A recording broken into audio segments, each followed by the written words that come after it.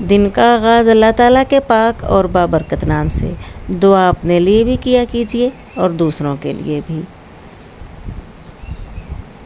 थोड़ा चक्का चक्कर लगा है आज। बकरी का छोटा सा बच्चा दिलचस्पी का मरकज़ रहा। बच्चों को ये वैसे भी बहुत पसंद होता है, बहुत इंजॉय करते हैं बच्चे इसके साथ खेल के। थोड़ा घर के माहौल से थोड़ा बाहर निकल के ज़िंदगी बड़ा अच्छा लगता है ना, खुले माहौल में, घरों से बाहर खुली हवा में। और ये देखें, ये सिकंदर को तो ये बहुत ही पसंद आ गया लगता है। जी जी हाँ, आज अब ठीक है, ये ज़िद ठीक है। इंजॉय करते हैं बच्चे बहुत। थोड़ा फ्रूट, थोड़ा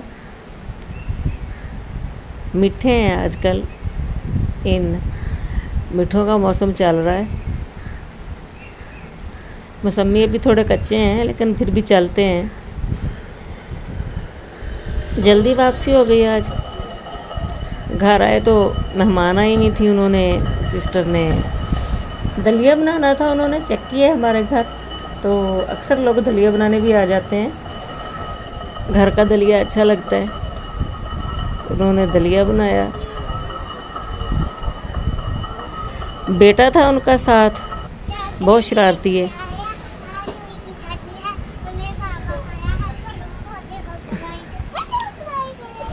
सुने जी नज़म।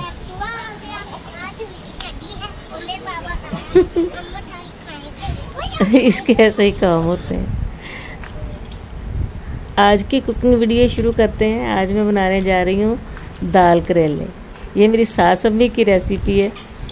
अम्मी बनाते होते थे, अल्लाह ताला उनको जन्नतुल फिरदौस में जगह दे। उनको बहुत पसंद था, सबको बहुत पसंद आते थे। चने की दाल को मैंने नमक, थोड़ी सी मिर्च और हल्दी डालकर उबाल लिया। तो हल्का सा इसमें पहले पानी रहने देना है। और करेले जो हैं, ये मेरे पास 1 पाव दाल थी और इसमें 2 करेले मैंने डाले। और करेलों को मैं अच्छे से तल लूँगी। आज मैंने आफ्ताब इकबाल की बात मानी है।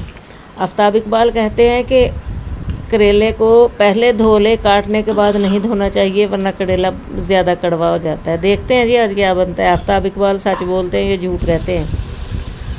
करेलों को तल कर निकाल लेंगे और फिर अच्छी सी ग्रेवी बना के, जैसा कि दाल का तड़का आपको पसंद है, इसमें ज़ाहिर है प्याज होगा, लहसुन होगा, मैंने अदरक पाउडर डाला है, नमक, मिर्च, हल्दी, इसके अलावा खुश्क धनिया मैंने डाला है, टमाटर हैं, सब्ज़ मिर्चें हैं। तो ग्रेवी तैयार करके उसमें हम ये करेले तले हुए शामिल कर देंगे। और ये तड़का या तुड़का जो आप कहते हैं, ये दाल को भगार आप कह लें, वो हम लगा देंगे।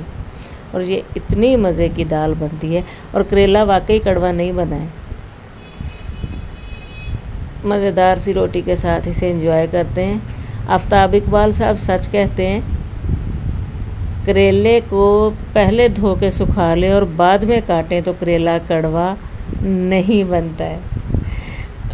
अच्छी बात है, नई टिप। मुझे भी वैसे ये नई टिप मिली है, मैंने भी आज ही ट्राई की।